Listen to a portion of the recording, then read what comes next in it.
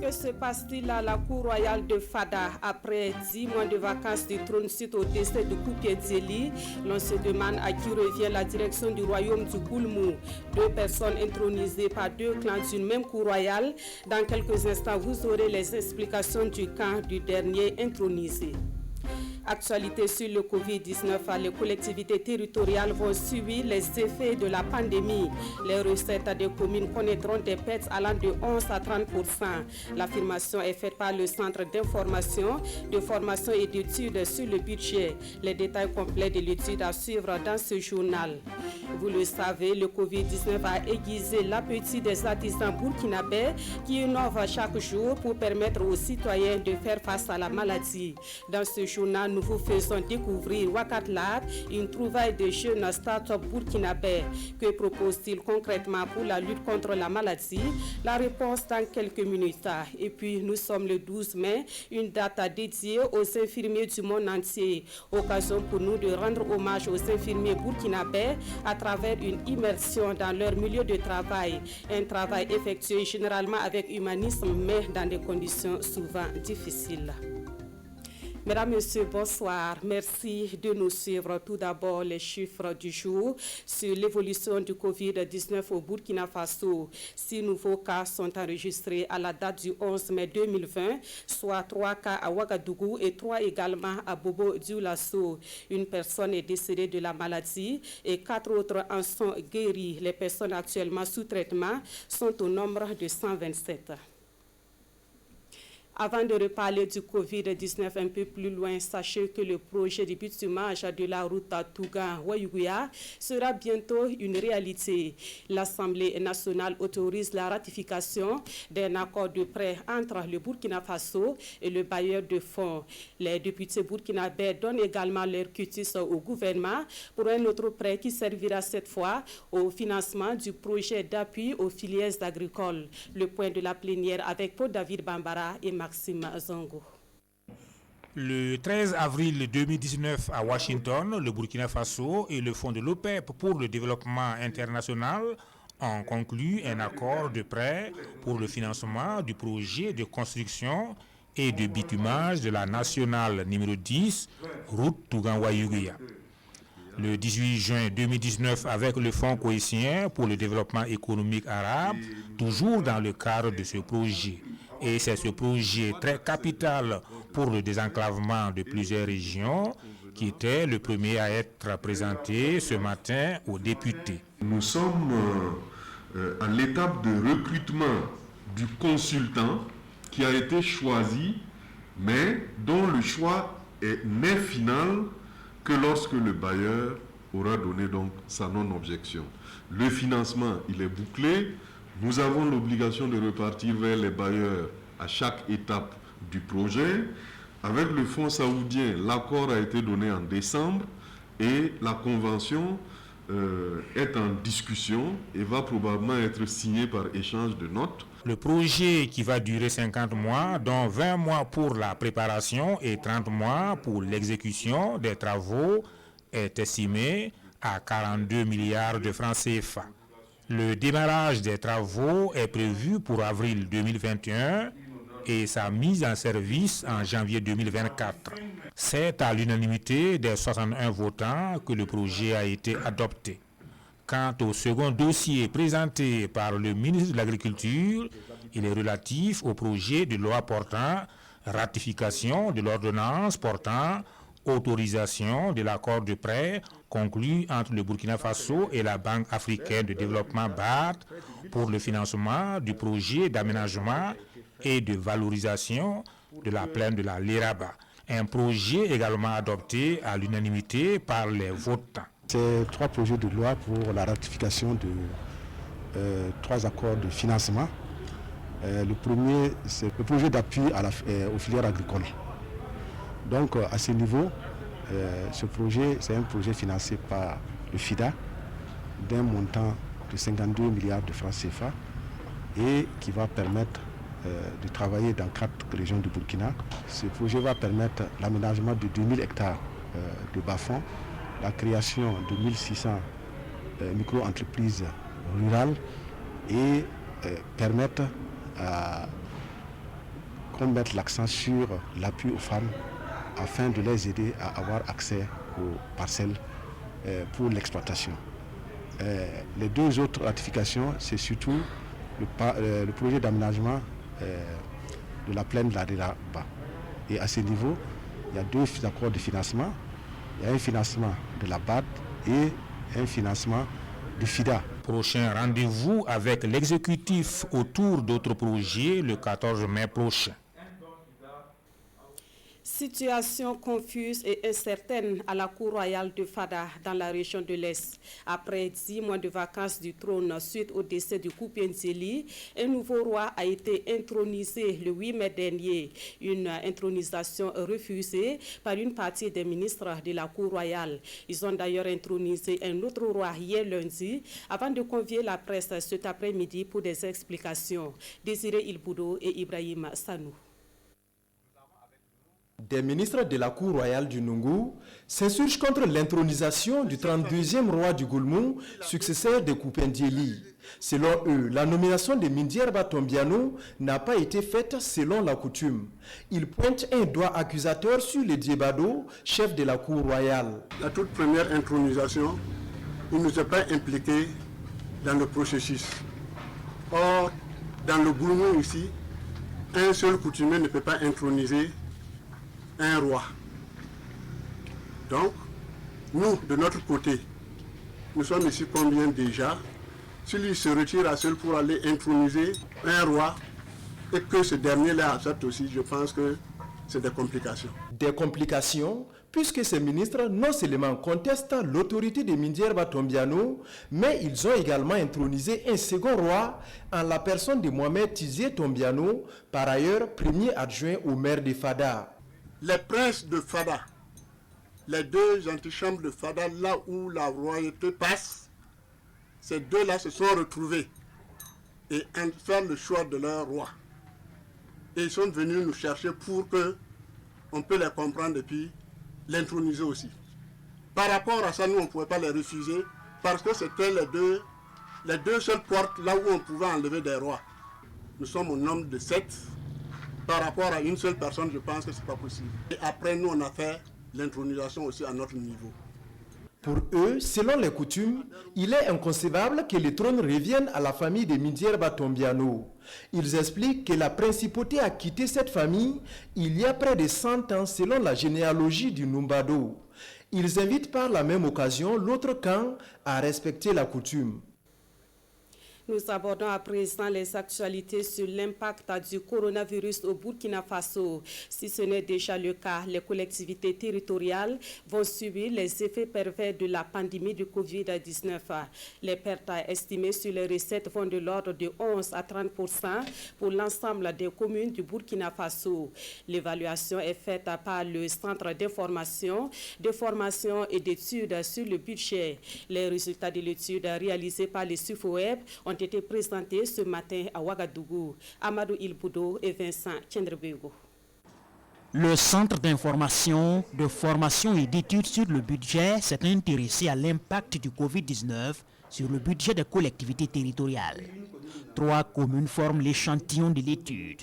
Ouagadougou, commune à statut particulier, la commune urbaine de Wayuguya et Malba, commune rurale. La perte des recettes de la commune de Ouagadougou est estimée à 7 456 406 233 francs, soit 25,12% de ressources propres. Et pour la commune de Wayguya, la détérioration de ces ressources peut aller de l'ordre de 96 861 667 francs CFA, soit 16,72% de ressources propres. Quant à la commune de Malba, une commune rurale, ces pertes peuvent s'élever à 2 474 000 francs CFA, soit 19,17% des ressources propres. Ces résultats peuvent se généraliser pour les communes en appliquant un coefficient de perte. Ainsi, l'ensemble des communes du Burkina pourront connaître une perte de ressources allant de 11 à 30% de leurs ressources propres, à l'image des 3 communes que nous avons citées ci-dessous. Ces manques à gagner sont causés par le ralentissement des activités économiques, sans oublier l'ensemble des mesures sociales prises par l'État, mais aussi par les collectivités au profit des ménages. Et pour que les collectivités puissent continuer à assurer les services dus aux citoyens, le CIFOEB recommande à l'État central la réduction de son train de vie, l'opérationnalisation complète du Fonds minier pour le développement local et le maintien des transferts de ressources prévus aux collectivités. Quant aux collectivités, elles doivent rationaliser leurs dépenses. Vous le savez, les prières publiques reprennent dans les lieux de culte, mais le Covid-19 a entraîné des changements, modifications de programmes et instauration de règles sanitaires. Voici essentiellement les changements qui sont constatés dans les lieux de culte. Et ces changements sont aussi valables dans le milieu traditionnel. Constat dans la région du Nord avec Issoufou Kaboré et Moussaki. Rassam Naba Yemde de Waïguia, assis devant la cour royale, l'air pensif. Ce ministre du roi du Yatenga a réduit cette année le nombre de participants à sa traditionnelle battue. La raison, la maladie à coronavirus. Pourtant, ce rituel occupe une place importante dans le royaume. Cette année, nous avons eu des difficultés car cette battue mobilise beaucoup. C'est ce rituel qui nous permet de prévoir les récoltes et même la foudre. Avec le Covid, tout cela est perturbé. Ce sont tous les domaines de la vie sociale et culturelle qui subissent aujourd'hui de grands bouleversements liés au Covid-19. Ici, c'est un mariage dans une église protestante de Waïguia, par la foule de grands jours comme de coutume. Tout est réduit au strict minimum. Chez les catholiques, la messe de dimanche est réduite à un nombre minimum. Les chrétiens ne peuvent plus se rassembler pour célébrer l'Eucharistie. Ils ne peuvent plus se rencontrer. Il y a un problème de fraternité parce qu'au-delà de l'Eucharistie, c'est l'action de grâce. Dans certaines mosquées réouvertes en ce temps de jeûne, les fidèles sont de retour, comme c'est le cas ici à Yako. L'islam recommande que nous prions en rang serré. Avec le Covid, cela est interdit. Les lectures coraniques sont arrêtées. Les baptêmes et les mariages ne sont plus célébrés en masse. Des leaders coutumiers et religieux gardent l'espoir. Pour eux, cette preuve imposée par le Covid peut être le temps de raffermissement de la foi et de l'espérance. Les fidèles sont appelés à continuer la prière pour un monde de paix, de santé et de justice. Jusqu'ici, la région du Nord compte 0 cas du Covid-19. Reprise des activités pédagogiques, elle est effective au centre de formation professionnelle et industrielle de Bobo Dioulasso. Les cours reprennent après une suspension de 2 mois pour éviter la propagation du Covid-19. Comme vous pouvez l'imaginer, la reprise des cours au niveau de ce centre est marquée par la sensibilisation au respect des mesures sanitaires. Kassoumi Logo, Siriki Milogo et Kaduro Menki. Agent sensibilisateur d'une matinée, le gouverneur de la région des Hauts-Bassins est en pleine séance d'explication sur la nécessité du respect des gestes barrières. Nous sommes au centre de formation professionnelle et industrielle de Bobo Dioulasso. En ce premier jour de reprise des cours, Antoine Atiou est venu constater de visu les dispositions prises afin de minimiser la transmission de la maladie à coronavirus. Nous sommes satisfaits des mesures qui ont été prises par la direction générale de l'établissement et nous pensons que les apprenants pourront reprendre les cours dans de très bonnes conditions et à la satisfaction du gouvernement et des populations.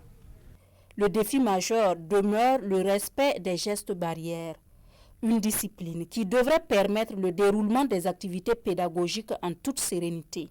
Nous plaçons la reprise des activités pédagogiques sous le signe vraiment de la confiance, de la sérénité et de l'engagement des différents acteurs. C'est le lavage des mains, c'est le port des masques obligatoires, c'est la distanciation sociale, etc.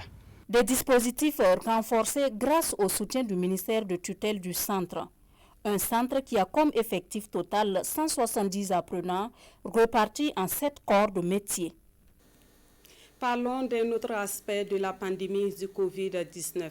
La maladie aura suscité des initiatives locales et ils sont nombreux à libérer leur génie créateur. Ce soir, nous faisons un zoom sur des startups avec leur trouvaille appelée Wakat Lab. Il s'agit d'un laboratoire technologique dont les produits peuvent servir aussi bien aux patients qu'au personnel soignant. Présentation avec Alidou Badini et Sanoua Christine Koulibaly. Un laboratoire technologique qui offre des solutions adaptées au moment, voici le slogan de Wakat Lab. Et face aux défis sanitaires de l'heure qu'est le Covid-19, l'équipe pluridisciplinaire libère son génie. Le résultat, 4 solutions. La première, la voici. Des visières de protection pour le personnel soignant. C'est des modèles déjà qui existaient sur Internet. Il y a un site qu'on appelle Thingiverse où tous les Fab Labs dans le monde entier vont pour récupérer de la ressource. Et nous, le travail que nous avons fait, c'est que nous l'avons réadapté. Nous l'avons réadapté pour faire en sorte que ce soit des visières made in Burkina Faso, dans le sens où on n'a pas forcément assez de matières premières. Donc on a réduit un certain nombre de quantités et le processus de fabrication pour faire en sorte qu'on puisse fabriquer 3 cadres sur un seul plateau, alors que les gens ils en fabriquent un seul cadre sur un seul plateau. Et c'est des modèles que nous avons repartagés un peu dans la sous-région ouest africaine pour permettre à nos confrères aussi dans les autres pays d'utiliser le même modèle et d'être plus efficaces. Au-delà du partage de la trouvaille, les visières produites dans les unités de Bobo-Dioulasso et de Ouagadougou sont aussi gracieusement offertes. On a commencé la production vers fin mars et au jour d'aujourd'hui, nous avons déjà produit plus de 800 visières. C'est des visières qu'on offre, on en a même déjà offert au Chorus. Et après, on offre à plein de centres sanitaires. Il y a plein de centres sanitaires qui nous contactent parce qu'ils sont dans le besoin, qui ne sont pas forcément à Ouaga, à Garango, à Bobo-Dioulasso, à Ouagadougou. Et on leur offre aussi les visières. C'est vraiment une contribution pour offrir au fait le matériel afin de pouvoir participer à la lutte contre cette pandémie. De cette volonté de trouver des solutions endogènes pour lutter contre la pandémie du coronavirus est né cet appareil. Un respirateur. Il y a un pneumologue au fait qui est passé voir le respirateur, qui l'a testé, qui a apprécié et qui nous a donné des suggestions pour pouvoir améliorer. Donc c'est vraiment l'étape de variation de la vitesse pour permettre au personnel soignant de pouvoir régler la vitesse en fonction du flux d'air dont ils ont besoin pour le patient. Donc là, on est en train de concevoir la carte électronique. Donc après ça, je pense que le respirateur sera vraiment opérationnel et peut être utilisé pour pouvoir faire des tests médicaux. Un respirateur qui coûtera entre 300 à 400 000 francs CFA contre une dizaine de millions de francs CFA pour un respirateur industriel. Des valves de respirateur et une application d'évaluation du risque de contagion au coronavirus sont les 2 autres solutions Covid développées par Wakat Lab. 4 solutions développées sur fonds propres. C'est vraiment de la ressource qu'on avait mis à disposition pour faire de la formation sur des jeunes, pour accompagner des jeunes, accompagner des jeunes entrepreneurs que nous avons utilisés pour pouvoir produire des visières. On a des promesses d'accompagnement, mais qui n'ont pas encore abouti. En attendant la concrétisation des promesses, Wakat Lab a le cœur à l'ouvrage avec 2 équipes qui se relaient pour la fabrication des visières afin de répondre à la demande. Une abnégation au travail qui lui vaut aujourd'hui une renommée internationale avec des commandes venant de la sous-région. Côté solidarité, le Conseil national du patronat burkinabé répond à l'appel lancé par le président du Faso pour faire face au Covid-19. Les hommes d'affaires burkinabés apportent au gouvernement une contribution de 139 millions de francs CFA. L'appui financier est remis au ministère de la Santé. Le compte rendu de Marguerita Douaniou. 129 millions de francs CFA en espèces, 10 millions de francs CFA de dons en nature, c'est la contribution du Conseil national du patronat burkinabé à l'effort de guerre contre le Covid-19 au Burkina Faso. Le ministère de la Santé qui enregistre la contribution tient à faire une mention spéciale aux donateurs du jour qui ne sont pas à leur premier geste de générosité dans ce combat pour freiner la propagation de la maladie. L'activité économique paralysée par la pandémie Les répercussions de la crise sanitaire sont une véritable préoccupation pour le patronat burkinabé qui ne peut rester indifférent à l'appel lancé par le président du Faso. C'est également l'appel du président du patronat qui n'a pas passé une journée sans inviter le patronat ardemment à soutenir le gouvernement et à répondre favorablement à l'appel du chef de l'État. Donc, quant à moi personnellement, je dédie ces dons à la pertinence du président du patronat qui vraiment est un homme aguerri et qui a souhaité que le patronat fasse une touche pour répondre à l'appel du chef de l'État. Les responsables du Conseil national du patronat burkinabé appellent les populations, en l'occurrence les acteurs du secteur de l'économie, à ne pas minimiser le respect des consignes barrières, seule solution pour barrer la route au Covid-19. Nestlé Burkina joue également sa partition dans la lutte contre le Covid-19. Une contribution matérielle essentiellement composée de lave-mains, destinée cette fois au ministère en charge de l'éducation nationale. L'initiative vise à soutenir ce ministère qui est dans la dynamique de la reprise des activités pédagogiques. Adama Giti et Oumou Sissi. Le lavage des mains au savon est un geste simple mais efficace pour stopper la propagation de la maladie à coronavirus. Et à l'orée de la réouverture des salles de classe, Nestlé Burkina offre des dispositifs de lavage de mains à l'école primaire Karpala. Le tout rentre dans un élan de solidarité qu'aujourd'hui Nestlé a par rapport à la réouverture des écoles.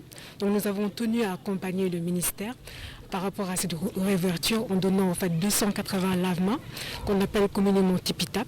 Donc du coup aujourd'hui, chaque élève avant de rentrer en classe pourra se laver les mains en respectant les mesures d'hygiène. Et ce sont au total 280 lave-mains qui seront mises à la disposition de 20 écoles de la région du centre. Ce qui est intéressant dans ce don, c'est que c'est un dispositif local. Donc c'est des dispositifs assez élémentaires et qui peut être fabriqué avec du bois, avec un fil et des bidons. Et ici, donc la nouveauté, c'est que Nestlé a utilisé du fer à la place du bois pour rendre encore plus robuste. Et c'est des dispositifs vraiment très simples, mais qui sont très économes en matière d'eau. Des dispositifs qui ont coûté plus de 9 millions de francs CFA à la multinationale et aideront les enfants à se protéger contre le Covid-19.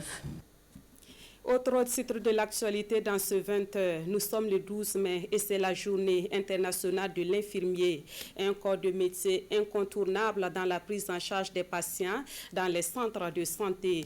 Mais quelles sont exactement les tâches qui incombent aux infirmiers? Dans quelles conditions travaillent-ils au quotidien? Élément de réponse avec Salifou Belem et Ismaël Diloma Sirima. Dans sa blouse blanche, cet infirmier est vu par ce patient comme un ange. Jour et nuit, les infirmiers et infirmières du Burkina soulagent des milliers de patients à travers les perfusions qu'ils placent et changent, les injections qu'ils font et les traitements qu'ils administrent, sans oublier la panoplie de soins dévolus à leur métier. Et pour réussir au mieux dans ce travail, quelques infirmiers nous confient qu'il faut beaucoup d'humanisme vis-à-vis des patients. Il y a des malades où on constate qu'il y a un manque et que les infirmiers doivent rechercher à suppléer le manque. Prenons un exemple concret.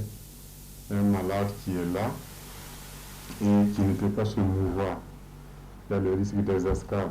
Donc il faut le changement de position. Voilà. Qu'ils soient en zone rurale ou urbaine, les infirmiers se retrouvent dans des situations où, en plus de leur travail, ils jouent le rôle de parents de patients. Un ensemble de faits qui privent régulièrement les infirmiers et infirmières de leur famille et de leurs loisirs. La satisfaction déjà, c'est quand on administre les soins et on pense que et on retrouve le patient guéri. Ça, c'est déjà une très bonne satisfaction. C'est surtout ça. Cependant, cette satisfaction peut se retrouver très vite mêlée au désarroi. Quand je vois des malades sans accompagnant, des malades sans moyens, vraiment, et si ça y va jusqu'à sa mort, ça me touche beaucoup. À côté de ces cas d'impuissance, les infirmiers doivent régulièrement composer avec le manque de matériel de travail, avec les sous-effectifs dans certains centres de santé et même avec l'absence de certains produits indispensables à des soins particuliers. Le petit souci, c'est bon, par rapport à la capacité d'accueil, c'est surtout ça. Voilà, bon, c'est pas la faute à quelqu'un, vous-même vous avez constaté. Bon, au début, on ne recevait pas les patients dans les couloirs. Mais vu la situation qui s'impose, on est obligé de le faire. En plus de toutes ces exigences, le métier d'infirmier n'est pas sans risque. Tous les jours, Sayouba Ouedraoui et ses collègues côtoient des patients souvent porteurs de maladies contagieuses. Un risque encore plus grand avec l'apparition du Covid-19. Mais pas de quoi décourager ces soldats de la santé. En cette journée qui leur est dédiée, ils appellent au renforcement des systèmes de santé afin qu'ils puissent soulager le maximum de patients. À Bobo-Dioulasso, la hache de guerre est désormais enterrée entre les deux parties en conflit à propos du marché de Legema. Après concertation, les deux parties ont trouvé un terrain d'entente. La fin de la crise a été officiellement annoncée ce 12 mai sous le regard du maire de la commune et la médiation du chef des Peuls de Sia. Des détails avec Hassan Gourabou et Ali Traouri. Après de multiples médiations pour tenter de calmer les esprits, l'heure est à la réconciliation. Autour de la table, le chef des Peuls de Sia, principal médiateur, les deux parties en conflit et le maire de la commune. Bourema Faberesano plante les décors avec des conseils et la rencontre se poursuit à huis clos. Après une demi-heure de concertation, les deux parties quittent la salle avec le sourire, preuve qu'il y a eu consensus. On a trouvé un terrain d'entente. Le maire a demandé à l'autre partie de libérer les 3 hangars en attendant la réhabilitation du marché. Et c'est cette hypothèse qu'on défendait dès le début. On est tous pareils. Donc, que chacun reste au soleil en attendant.